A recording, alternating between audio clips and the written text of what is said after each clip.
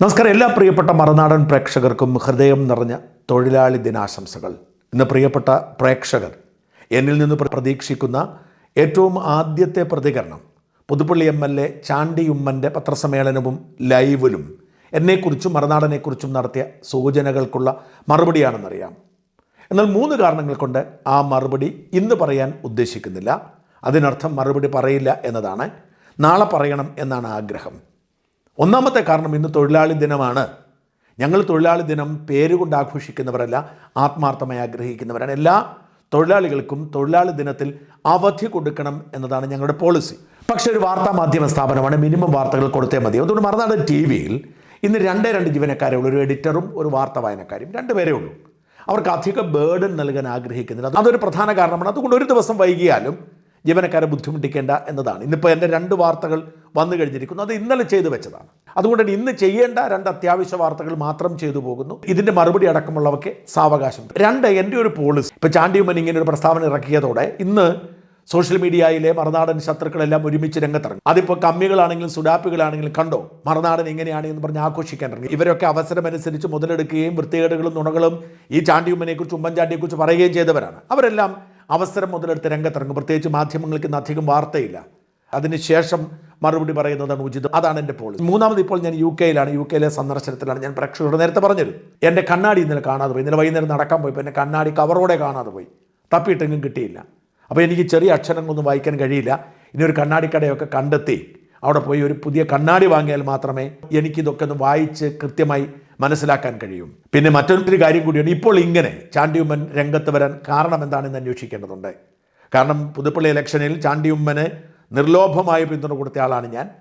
അത്ര ശക്തമായ പിന്തുണ കൊടുത്തിരുന്നു. ചാണ്ടി ഉമ്മൻ ഞങ്ങൾക്ക് അഭിമുഖം തന്നിരുന്നു. ഞാൻ അഭിമുഖം എടുക്കാൻ ചാണ്ടി ഉമ്മന് താല്പര്യമുണ്ടെന്ന് അറിയിച്ചിരുന്നു.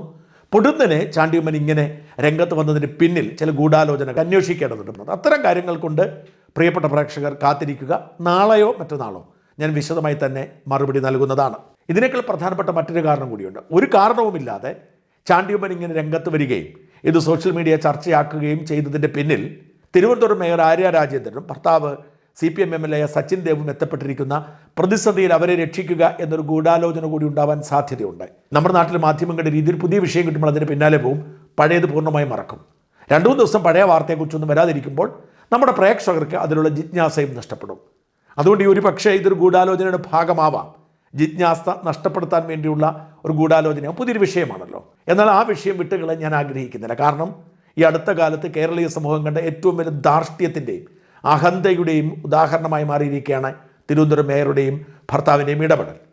ആ വിഷയം അങ്ങനെ പെട്ടെന്ന് ഉപേക്ഷിക്കേണ്ടതല്ല, വിട്ടുകളയേണ്ടതല്ല എന്ന വിശ്വാസമുള്ളതുകൊണ്ടാണ് ഇന്ന് മെയ് ദിനമായിട്ടും ഇങ്ങനൊരു വിഷയം കൂടി ചെയ്യേണ്ടി വരുന്നത്. ഇപ്പോൾ നമുക്ക് കിട്ടുന്ന ഏറ്റവും ഒടുവിലത്തെ വാർത്ത, മേയറുടെ ധാർഷ്ട്യവും തെളിയിക്കാൻ, അല്ലെങ്കിൽ ആരോപണ വിധേയനായ ഡ്രൈവറുടെ നിരപരാധിത്വം തെളിയിക്കാൻ ഏറ്റവും ശക്തമായ തെളിവായി മാറേണ്ട KSRTC ബസ്സിലെ CCTV ദൃശ്യങ്ങളുടെ മെമ്മറി കാർഡ് അല്ലെങ്കിൽ ഹാർഡ് ഡ്രൈവ് നഷ്ടപ്പെട്ടു എന്നതാണ്. ഇതൊരു വലിയ ഗൂഢാലോചനയാണ്. നമ്മളിതിൻ്റെ ഒരു സാങ്കത്യം മനസ്സിലാക്കേണ്ടതുണ്ട്. ഞാനിത് എങ്ങനെയാണ് ഇത് പ്രവർത്തിക്കുന്നത് തുടങ്ങിയ കാര്യങ്ങൾ ഒരു വിദഗ്ധൻ്റെ ഓഡിയോ ക്ലിപ്പ് ഇതിനോടൊപ്പം ഒടുവിൽ കേൾപ്പിക്കാം. ഇത് വളരെ കൃത്യമാണ്. KSRTC മന്ത്രി ആവശ്യപ്പെട്ടിട്ട് തുടങ്ങിയ ഒരു സംവിധാനമാണ് ഈ CCTV ദൃശ്യങ്ങൾ. 3 ക്യാമറകളാണ്, ഡ്രൈവർ ക്യാബിനടക്കം 3 ക്യാമറകളാണ് KSRTC ബസ്സിലുള്ളത്. എല്ലാ ബസ്സിലുമില്ല, ഇതുപോലെയുള്ള സെലക്ടഡ് ബസ്സിലുള്ളത്. അപ്പോൾ ഈ ക്യാമറയിലെ ദൃശ്യങ്ങളെല്ലാം കൃത്യമായി പകർത്തപ്പെടുന്നുണ്ട്. അത് പകർത്തപ്പെടുന്നുണ്ട് എന്ന് ഉറപ്പാക്കേണ്ട ബാധ്യത KSRTCക്കുണ്ട്. ആ CCTV വർക്ക് ചെയ്യുന്നതിൽ അതിന് പരാതിയുമില്ല, വർക്ക് ചെയ്യുന്നുണ്ടായിരുന്നു. അപ്പോൾ അതിൻ്റെ മെമ്മറി കാർഡ് കാണാതെ പോയി, അത് അട്ടിമറിക്കപ്പെട്ടതാണ്. മേയർ പറയുന്നത് നിരപരാധിയാണ്, മേയർ ആംഗ്യം കാട്ടി അപകടകരമായി വണ്ടി ഓടിച്ചു. ഇതിനൊക്കെ ഏറ്റവും വലിയ തെളിവാണ് ഇതിലെ CCTV ദൃശ്യങ്ങൾ. കാരണം വണ്ടിയുടെ പിറകിലെയും മുമ്പിലെയും ദൃശ്യങ്ങളും വണ്ടിയുടെ ഉള്ളിലെ ദൃശ്യങ്ങളും കാണാം. പക്ഷേ ദൃശ്യങ്ങൾ പുറത്തു വന്നാൽ ഒരുപാട് കുഴപ്പങ്ങളുണ്ട്. ഒന്ന്, മേയറാണ് കുഴപ്പക്കാരൻ. വണ്ടി ഓടിച്ചതിൻ്റെ വിശദാംശങ്ങൾ മേയർ ഈ KSRTC ബസ്സിനെ ട്രേസ് ചെയ്ത് വരുന്നതിൻ്റെ വിശദാംശങ്ങൾ ലഭ്യമാണ്. എന്താണ് അവിടെ സംഭവിച്ചതെന്ന വിശദാംശങ്ങൾ ലഭ്യമാണ്. ഡ്രൈവർ എന്തെങ്കിലും അസഭ്യം പറഞ്ഞു എന്നതിൻ്റെ തെളിവുകൾ ലഭ്യമാണ്. എന്ന് മാത്രമല്ല, ട്രിപ്പ് മുടക്കിയത് മേയറുടെ ഭർത്താവ് MLA ആണ് എന്നതിന് തെളിവായി മാറും. MLA ആണ് വാഹനത്തിനുള്ളിൽ കയറി ഇനി ഓടുന്നില്ല, എല്ലാവരും പോകണമെന്നും. ഇതൊക്കെ ഗൗരവമേറിയ വിഷയമാണ്. അതുപോലെ തന്നെ സീബ്ര ലൈൻ കയറി മേയർ നിർത്തിയിട്ടതിൻ്റെ ദൃശ്യങ്ങളൊക്കെ പുറത്തു വരുന്നുണ്ട്. അപ്പോൾ ഈ സാഹചര്യത്തിൽ മേയറെയും ഭർത്താവിനെ രക്ഷിക്കാൻ വേണ്ടി വലിയ ഗൂഢാലോചന നടന്നതുകൊണ്ടാണ് മെമ്മറി കാർഡ് കാണുന്നില്ല എന്ന് പറയുന്നത്. വളരെ ഗൗരവമേറിയ വിഷയമാണ്. KSRTC ഇതുവരെ മേയർക്കെതിരെയും മേയറുടെ ഭർത്താവിനെതിരെയും കൂടെയുള്ളവർക്കെതിരെയും പരാതി കൊടുത്തിട്ടില്ല എന്ന് ഓർക്കണം. കാരണം KSRTC പരാതിപ്പെടണം. കാരണം ഒരു ജീവനക്കാരനെ ബുദ്ധിമുട്ടിച്ചു, ജീവനക്കാരനെ വഴികൾ തടഞ്ഞു, അസഭ്യം പറഞ്ഞു, KSRTC ട്രിപ്പ് മുടക്കി, KSRTC നഷ്ടമുണ്ടാക്കി. ഈ യാത്രക്കാർക്ക് മുഴുവൻ നഷ്ടപരിഹാരം കൊടുക്കണം. ആ വാഹനത്തിൽ അപ്പോഴുണ്ടായിരുന്ന എല്ലാ യാത്രക്കാരോടും എനിക്ക് അഭ്യർത്ഥിക്കാനുള്ളത്, നിങ്ങൾ നഷ്ടപരിഹാരത്തിന് അപേക്ഷ കൊടുക്കണം. നിങ്ങൾക്ക് അർഹതയുണ്ട്. നിങ്ങൾ വഴിയിൽ ഇറക്കി വിട്ട് രാത്രിയിലാണ്, നിങ്ങൾക്ക് അർഹതയുണ്ട്. അത് KSRTC തരണം. KSRTC കേസ് പോലും കൊടുക്കുന്നില്ല. മാത്രമല്ല എന്തെല്ലാം കൂടാലോ നടന്നു. ഈ പ്രതിസന്ധി ഉണ്ടായപ്പോൾ, അതായത് മേയറും ഭർത്താവും വാഹനം തടഞ്ഞപ്പോൾ അപ്പോൾ തന്നെ പോലീസിനെ അറിയിച്ചു, ഗതാഗത മന്ത്രി അറിയിച്ചു, KSRTC വിജിലൻസ് വിഭാഗം വന്ന് പരിശോധന നടത്തി. പോലീസ് ഇയാളെ അറസ്റ്റ് ചെയ്തുകൊണ്ട് മെഡിക്കൽ എടുത്തു. എന്തുകൊണ്ട് മേയറെയും ഭർത്താവിനെയും മെഡിക്കൽ പരിശോധന നടത്തിയില്ല? ഒരു തർക്കമുണ്ടായി. രണ്ട് കക്ഷികൾ രണ്ടുപേരും രണ്ട് വാദം പറയും. അപകടം ഉണ്ടാകുമ്പോൾ ആദ്യം ചെയ്യേണ്ടത് ഇരു കൂട്ടരുടെയും മെഡിക്കൽ പരിശോധന. എന്തുകൊണ്ട് മേയറുടെയും ഭർത്താവിൻ്റെയും മെഡിക്കൽ പരിശോധന നടത്തിയില്ല? ഡ്രൈവർ യദു പറയുന്നത് മേയറുടെ ഭർത്താവ് മദ്യപിച്ചിരുന്നു എന്ന് താൻ സംശയിക്കുന്നതാണ്. കാരണം ഒരു വിവാഹ ചടങ്ങ് കഴിഞ്ഞ് വന്നതാണ്, അത്തരത്തിലാണ് പെരുമാറിയത് എന്ന് യദു പറയുന്നുണ്ട്. അപ്പോൾ ഇവിടെ ആദ്യത്തെ ഗൂഢാലോചന എവിടെയാണ്?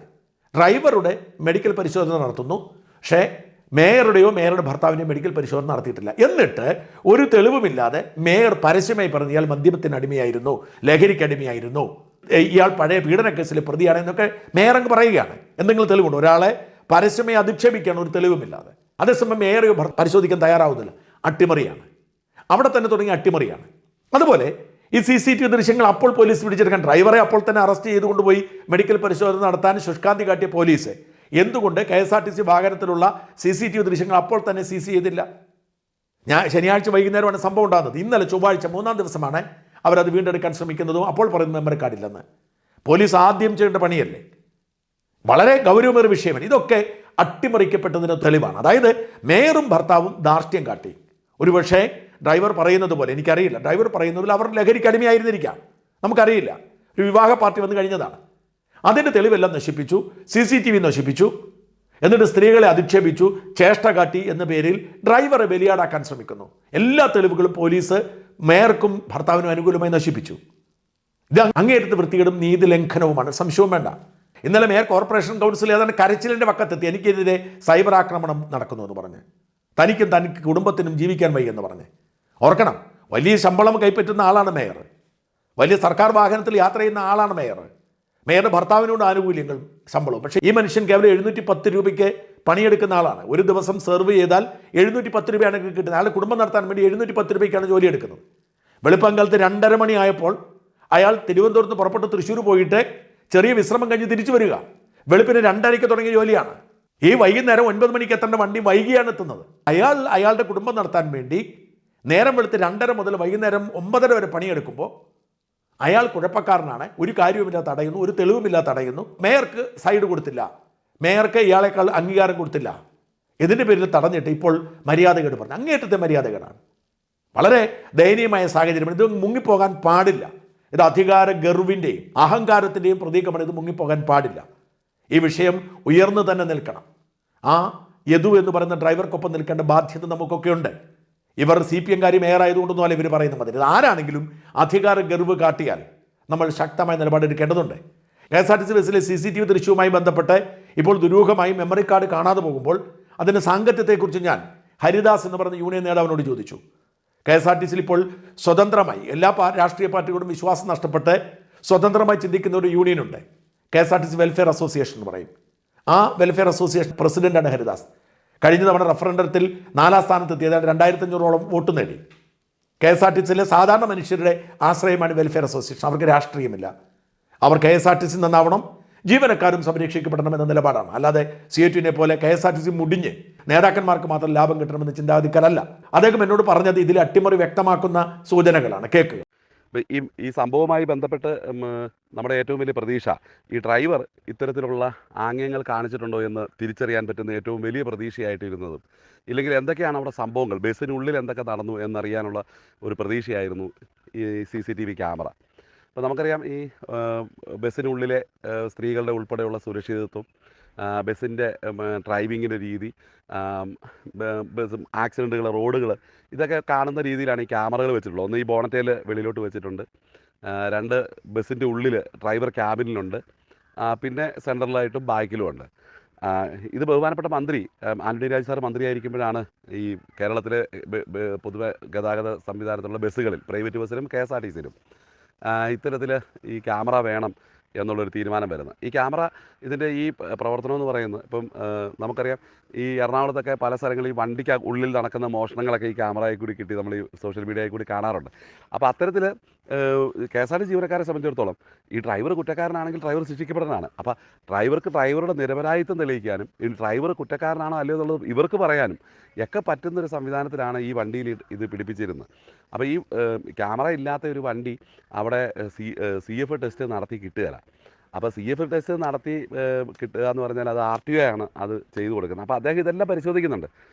ഇതൊരു ഹാർഡ് ഡിസ്കിലേക്കാണ് ഇത് കോപ്പി ചെയ്യപ്പെടുന്നത്.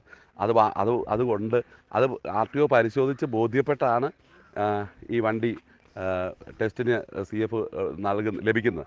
ഏതായാലും വലിയൊരു പ്രതീക്ഷയായിരുന്നു ഡ്രൈവർക്ക് തന്നെ നിരപരാധിത്വം തെളിയിക്കാൻ. KSRTC ജീവനക്കാരെ സംബന്ധിച്ചിടത്തോളം അത്തരം ക്യാമറകൾ വെക്കാൻ വേണ്ടി തീരുമാനമെടുത്തപ്പോൾ KSRTC ജീവനക്കാർ അത് സ്വാഗതം ചെയ്യുകയാണ് ചെയ്തിട്ടുള്ളത്. കാരണം ബസ്സിനുള്ളിലുണ്ടാകുന്ന എല്ലാ പ്രശ്നങ്ങളും ബസ് ഓടിക്കുമ്പോൾ ഉണ്ടാകുന്ന പ്രശ്നങ്ങളെക്കുറിച്ചും നിരവധിയായിട്ടുള്ള പേരുദോഷങ്ങൾ കേൾക്കേണ്ടി വരുന്ന സാഹചര്യത്തിൽ മാന്യമായി ഓടിക്കുന്ന ആളുകളും കൂടി ആ ഗണത്തിൽ പെടും എന്നുള്ളത് കൊണ്ട് തന്നെ CCTV KSRTC ജീവനക്കാരെ പ്രത്യേകിച്ച് ഡ്രൈവർമാരെ സംബന്ധിച്ചിടത്തോളം ഒരനുഗ്രഹമായിട്ടുള്ളൊരു കാര്യമാണ്. അപ്പോൾ ഇതിൻ്റെ അവസ്ഥ ബസ്സിനുള്ളിൽ വന്നിട്ട് നമ്മളാരെങ്കിലും ആക്രമിച്ചാൽ പോലും ആളിൻ്റെ സ്വാധീനം അനുസരിച്ച് ആരാണോ ഈ ഭരണകക്ഷിയിൽപ്പെട്ട രാഷ്ട്രീയ സ്വാധീനമുള്ള ഒരാളാണെങ്കിൽ ഇപ്പോൾ ഇതിനകത്ത് ഇപ്പോൾ നമുക്ക് കാണാൻ സാധിച്ച പോലെ ഒരു വാഹനത്തിൻ്റെ മുമ്പിൽ വന്ന് നിന്ന് അകത്തെ യാത്രക്കാരെ ഭീഷണിപ്പെടുത്തി ഇറക്കി വിടുന്ന ഒരു ഭാഗമൊക്കെ വളരെ കൃത്യമായി അതിനകത്ത് ലഭ്യമാകുമായിരുന്നു. ഇവിടെ അജ്ഞാതപരമായ കാരണത്താലല്ല, വളരെ ബോധപൂർവമാണ് ഇതിൻ്റെ ഹാർഡ് ഡിസ്ക് മെമ്മറി കാർഡ് അല്ലെങ്കിൽ ഹാർഡ് ഡിസ്ക് നഷ്ടമായിട്ടുണ്ട് എന്ന് പറയുന്നത്. ഇത് നമുക്ക് അംഗീകരിക്കാൻ പറ്റുന്നൊരു കാര്യമല്ല. ഈ വാഹനം ടെസ്റ്റ് നടത്തിയ RTOയുടെ സാക്ഷ്യപ്പെടുത്തലാണ് ഇത് വർക്ക് ചെയ്യുന്നതായിരുന്നു എന്നുള്ളത്. ഇപ്പോൾ എങ്ങനെയാണ് ഈ സാധനം ഇല്ലാതായിരിക്കുന്നത്? ഞങ്ങളെ സംബന്ധിച്ചിടത്തോളം KSRTC ഡ്രൈവർമാരെ സംബന്ധിച്ചിടത്തോളം വളരെ ആശ്വാസകരമായിട്ടുള്ളതാണ്. ആന്റണി രാജ് സാർ കൊണ്ടുവന്ന ഈ ഒരു നിയമം. ബസ്സിൻ്റെ ഉള്ളിലെ ക്യാമറയും ബസ്സിൽ നിന്നും പുറത്തേക്കുള്ള ക്യാമറകളും നമ്മൾ റാഷ് ഡ്രൈവിംഗ് ഉണ്ടെങ്കിൽ നമുക്ക് തന്നെ തിരിച്ചറിയുവാനും നമുക്കെതിരെ ഒരാൾ പരാതി കൊടുത്താൽ അല്ലെങ്കിൽ ഒരു വണ്ടി ഇങ്ങോട്ട് വന്ന് ഇടിക്കുന്ന സന്ദർഭത്തിൽ നമ്മളുടെ നിരപരാധിത്വം തെളിയിക്കുവാനും ബസ്സിനുള്ളിൽ നടക്കുന്ന എല്ലാ സ്ത്രീകളുടെ സുരക്ഷയും കുട്ടികളുടെ സുരക്ഷയും ഇതെല്ലാം ലക്ഷ്യമാക്കി വെച്ചിരിക്കുന്ന ഇത്തരം ക്യാമറകളുടെ മെമ്മറി കാർഡുകൾ അല്ലെങ്കിൽ ഹാർഡ് ഡിസ്കുകൾ ഇങ്ങനെ നഷ്ടപ്പെട്ടു പോകുന്നു എന്നുള്ളത് KSRTC ഡ്രൈവർമാരെ സംബന്ധിച്ചിടത്തോളം അത് വളരെ ദുഃഖകരവും ഭീതിജനകവുമാണ്. ആളുടെ രാഷ്ട്രീയ സ്വാധീനം അനുസരിച്ച് അപ്രത്യക്ഷമാകുന്ന മെമ്മറി കാർഡുകൾ ഉള്ള ഒരു നാടായി കേരളം മാറുന്നു എന്നാണ് ഞങ്ങൾ ഭയക്കുന്നത്.